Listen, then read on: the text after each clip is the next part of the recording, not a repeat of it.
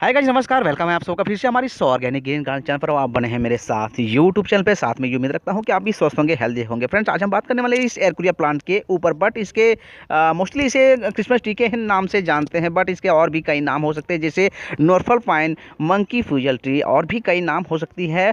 ये पहाड़ी इलाके पे पनपने वाली ये प्लांट है। जैसे पहाड़ी इलाके, ऊबड़ खाबड़ वाले जो जंगली इलाके हैं, उस जगह पे ये पनपते हैं।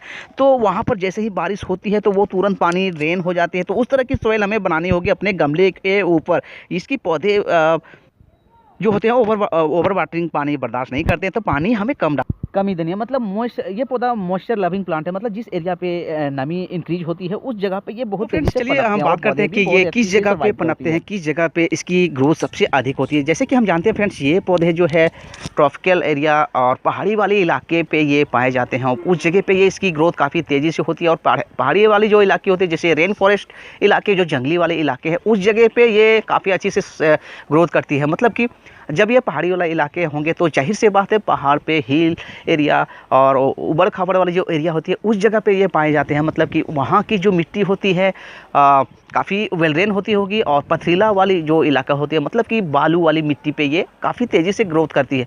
तो इसे हम अपने घर पे लगाने के लिए, अपने प्लेसमेंट करने के लिए, या फिर हम अपने गमले में लगाने के लिए खास हमें उसी का जो इन्वायरमेंट होते हैं उस तरह के हम अगर इसे प्रोवाइड करा पाएंगे तो हमारे घर पे ये पौधे बहुत ही अच्छी से सर्वाइव करेंगे, ग्रोथ करेंगे। और साथ में इसकी जो सॉइल होगी उसकी सॉइल भी हम तैयार करेंगे उसी तरह जिस तरह से इसकी सॉइल होनी चाहिए। जैसे पथरीला इलाके की जो मिट्टी होती है वो सैंडी सॉइल होती है, तो उस तरह की सॉइल हमें बनानी होगी। तो इस पर हम मिट्टी की जो सॉइल होगी उसको हम सॉइल भी बनाएंगे, एक सैंड के जरिए उस पर कुछ मिक्सअप करेंगे।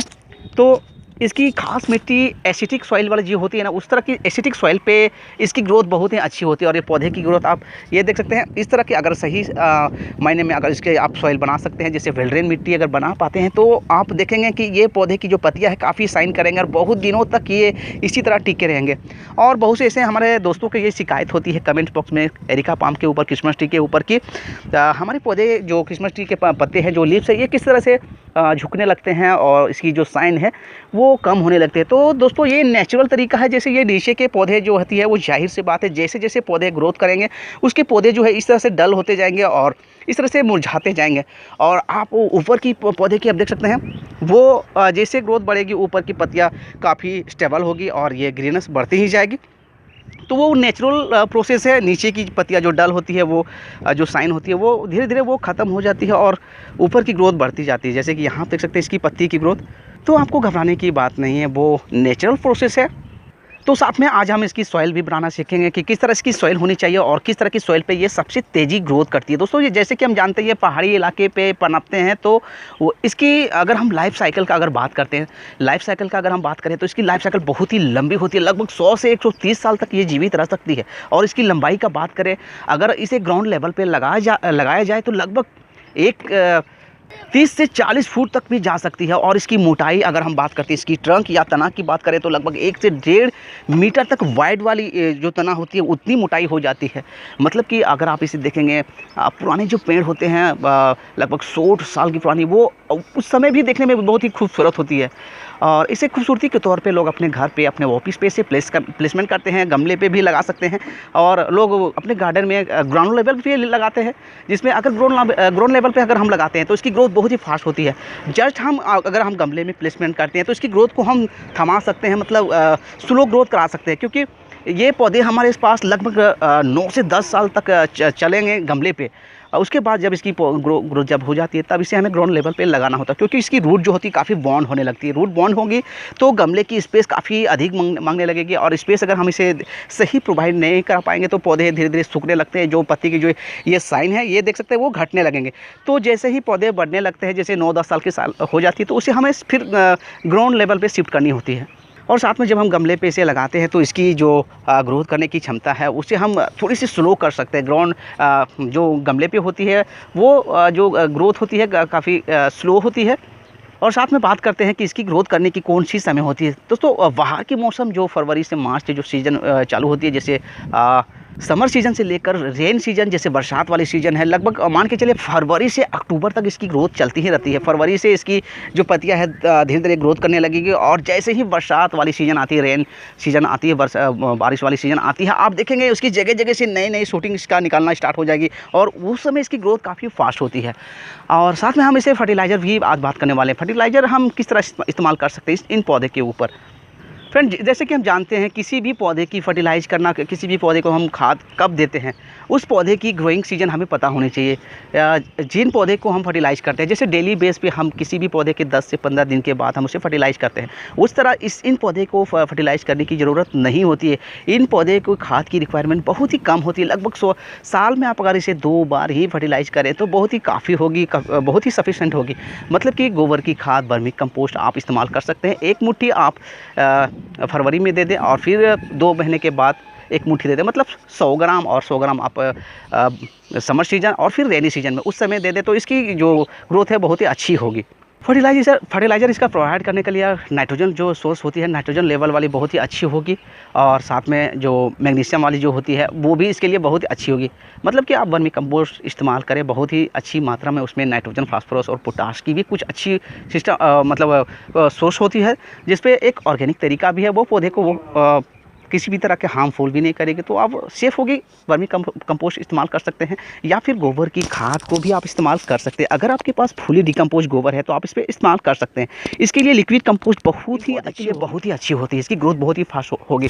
अगर हम बरसात के सीज़न में, जो रेन सीजन में इसको हम गोबर की खाद की जो लिक्विड हम बनाते हैं उसे आप इसे प्रोवाइड कराएंगे तो बहुत ही तेज़ी से फास्ट करेगी, और इसकी ग्रोथ जो है लगभग वही बाहर और रेन सीजन की सीज़न में ही होती है। तो अगर आप चाहें तो इसे कर सकते हैं। तो फ्रेंड्स, एक और नोटिस करने वाली बात है, जब भी आप किसी नर्सरी पे परचेज इस पौधे को आप करने जाएं, किसी भी नर्सरी से आप इसे परचेज करना चाहें, तो आप इसे छोटे पौधे ही आप परचेज करें। मतलब कि 2 से 2.5 फीट ही आप परचेज कर सकते हैं। बिकॉज छोटे पौधे जो होते हैं वो देखने में बहुत ही खूबसूरत होती है, और अपने घर के, हमारे घर की जो इन्वायरमेंट है, जो क्लाइमेट है, उनके अनुसार वो ढल जाएगी और धीरे धीरे ग्रोथ भी होगी। बट ये जो जितनी छोटी पौधे होंगे उतनी ही इसकी जो खूबसूरती है अच्छी होती है। अधिक लंबे जब हो जाएगी इसकी खूबसूरती भी थोड़ी कमी होने लगती है, और जगह भी काफ़ी अधिक मांगने लगती है। तो छोटी पौधे भी आप परचेज करें, वही आपके लिए फ़ायदे होंगे। और साथ में नोटिस करने वाला बात ये है कि आप जब भी इसे परचेज करें तो ध्यान रखें, आपको नर्सरी वाले बोलेंगे कि ये 4 पत्ते वाले होते हैं, अलग अलग वो स्पीशीज़ बोल के आपको देंगे। बट इसकी स्पीशीज़ जहाँ तक हमें लगती है कि इसकी एक ही स्पीशीज़ है, इसकी जो 4 पत्ते हैं।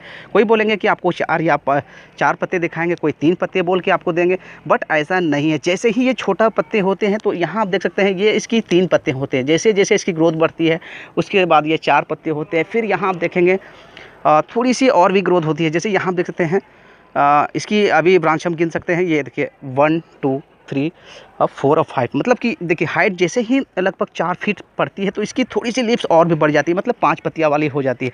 यहाँ आप देख सकते हैं 3 पत्ती है, और जस्ट इसी की वही वैरायटी यहाँ देख सकते हैं, इसकी पत्तियाँ 1 2 3 4 5 6।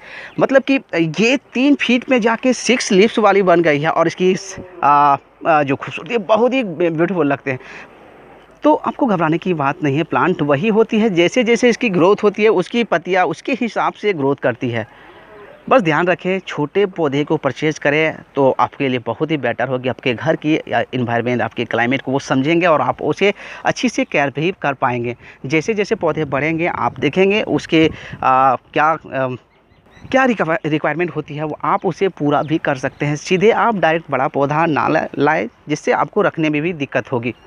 तो चलिए अब हम बात करते हैं किस जगह पे आप इसे प्लेस कर सकते हैं जिससे इसकी ग्रोथ भी अच्छी होगी, इसकी पत्ते साइन भी करेंगे, अच्छे लीव्स भी बनेंगे। तो दोस्तों ऐसी जगह पे आप इसे प्लेस करें जहाँ पर कंजेस्टेड ना हो, बिल्कुल खुली जगह पे हो, हवा आ सके, ब्राइट लाइट आ सके। हाँ दोस्तों, नोटिस करने वाली ये है कि आप इसे पूरी फुल धूप पे आप ना रखें, क्योंकि फुल धूप पे आप जब रखेंगे तो इसके पत्ते जो अभी आपको साइन जो दिख रही है ना, इसकी जो साइनिंग है, वो जो ग्रीनस है वो काफ़ी कम होने लगेगी, इसकी जो मॉइस्चर है सूखने लगती है, जिससे पौधे की जो खूबसूरती है वो घटने लगती है। तो आप इसे ऐसे जगह पे प्रोवाइड कराएं जहाँ पर लगभग पार्शियल सनलाइट आती हो। पार्शियल सनलाइट मतलब कि जो ग्रीन लाइट जो ग्रीन नेट होती है, जैसे ग्रीन नेट जो लगा होती है ऊपर से जो छन के जो धूप आती है लगभग 50% अगर आप इसे धूप दे सकेंगे तो इसकी पौधे की ग्रोथ आप देखेंगे बहुत अच्छी चलेंगे। ये पौधे की आप देख सकते हैं पत्तियां जो है ना मोटी मोटी दिखेगी, ग्रीन दिखेगी और बहुत ही अच्छी लगेगी। साथ में आप इसे बीच बीच में कभी कभी शावर भी कर दिया करें। मतलब पासों छाया जो क्या होती है कि जैसे बड़ी बड़ी जो पेड़ होते हैं या फिर जो छन के धूप आते हैं उस जगह पे अगर आप इसे रखेंगे लगभग सुबह के जैसे मॉर्निंग की जो धूप होती है ना 2 घंटे 3 घंटे अगर इसे धूप आप दे पाते हैं मॉर्निंग की धूप वाली, तो इसकी ग्रोथ बहुत ही अच्छी चलेगी। आप देखेंगे बहुत ही अच्छी आपको लगेगी, बहुत ही प्यारा ये पौधा है। फुल धूप में आप इसे नहीं प्लेस करें, नहीं तो इसकी ग्रोथ बहुत ही ख़राब होने लगती है। ये पत्तियाँ जो है भूरी भूरी होने लगेंगे, ये येलो होने लगेंगे और डल होके वो झुकने लगेंगे। इसलिए थोड़ी सी आप ध्यान रखें, कंजेस्टेड जगह पे ना रखें, ब्राइट लाइट आती हो, डायरेक्ट इन सनलाइट ना आता हो, ऐसे जगह पे रखें जहाँ सिर्फ डायरेक्ट ब्राइट लाइट होती है ना, सनलाइट की जो ब्राइट लाइट होती है वो अगर उस जगह पे आप इसे प्लेसमेंट करते हैं और मॉर्निंग की जो 2 घंटे की अगर धूप आप इसे दे सकते हैं, यकीनन दोस्तों आपको बहुत ही खुशी होगी। उस जगह पे पौधे की ग्रोथ आप देखेंगे बहुत ही अच्छी होगी। दूसरी बात, इसकी ग्रोथ करने की जो क्षमता समय होती है, हमने बताया बाहर और जो रेनी सीजन के इसमें सीजन जो होती है उसी समय इसकी ग्रोथ करती है। इसके बाद इसकी डोमेंसी पीरियड आती है, जैसे नवंबर, दिसंबर और जनवरी तक ये ठंड के समय होते हैं, तो ये अपने ग्रोथ को रोके हुए रहते हैं। उस समय हमें इसे फर्टिलाइज करने की ज़रूरत नहीं है, वो पौधे रस्ट पे चले जाते हैं, मतलब इसकी डोमेंसी पीरियड चलती है, उस समय हम इसे खाद नहीं डालना है, नहीं तो पौधे की जो मिट्टी के अंदर में जो नाइट्रोजन की लेवल है वो काफ़ी बढ़ जाएगी, क्योंकि गोबर की खाद आप इस्तेमाल करेंगे और अगर गोबर फुली डिकम्पोज नहीं हो गई तो जाहिर से बात है मिट्टी के अंदर में नाइट्रोजन लेवल बढ़ेगी, जिससे पौधे की रूट भी बर्न होगी और इसके पत्ते बर्न होना शुरू होंगे और उसकी जो शेप है वो काफ़ी डी शेप नज़र आने लगेंगे। इसलिए फर्टिलाइज करने के लिए सबसे बेस्ट मौसम है बाहर वाली सीजन। फरवरी से आप इसे एक बार फर्टिलाइज कर दे, फिर 2 महीने के बाद एक बार फर्टिलाइज कर दे, मतलब नवंबर दिसंबर इसकी डोमेस्टिक पीरियड है, आप उस समय फर्टिलाइज आपको करने की ज़रूरत नहीं है। फ्रेंड्स, ये मॉइस्चर लेवल वाली प्लांट है, मतलब मोस्ट लविंग वाली प्लांट है।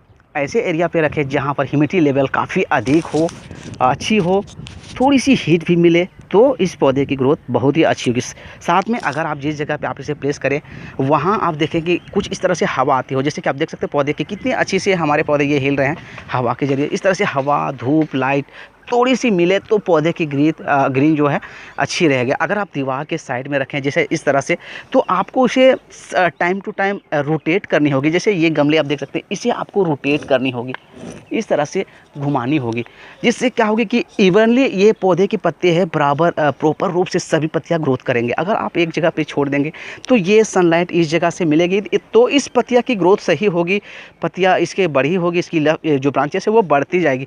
जस्ट यहाँ आप देखेंगे इसके लाइट भी नहीं मिलेगी, हवा भी नहीं मिलेगी, तो आप देखेंगे इस पौधे की पत्तियां झुकने लगेगी एक साइड से और ये पत्तियां छोटी होने लगी। तो ये बात आपको ध्यान में रखनी होगी, हर 10 दिन या 15 दिन पौधे को रोटेट करते रहें, जिससे इवनली जो लीव्स हो वो प्रॉपर रूप से ग्रोथ भी करेगी। तो ये बात आप ध्यान रखते हैं तो आपकी पौधे सर्वाइव अच्छी करेगी। और अब हम बात करते हैं सॉइल। चलिए सॉइल हम देख लेते हैं। सॉइल आप देख सकते हैं इसकी पथरीला पहाड़ी इलाके पे ये पनपते हैं, तो उस तरह की हमें सॉइल देनी होगी। सॉइल बनाने के लिए 40% आप मिट्टी ले लें, 30% रिवर सैंड जो बालू जो रेत होती है, और इसमें 30% आप कंपोस्ट मिला लें, जिससे मॉइस्चर जो मिट्टी है वो मॉइस्ट रहेगी। जो सैंड मिलाएंगे, जो रिवर सैंड मिलाएंगे, वो पानी जब हम गमले पे डालेंगे तो वो तुरंत ड्रेन कर देंगे पानी, मतलब पानी को रोकेंगे नहीं। और जो कंपोस्ट हमने ऐड की है वो कंपोस्ट सिर्फ मॉइस्ट को, मिट्टी को मॉइस्ट रखेगी।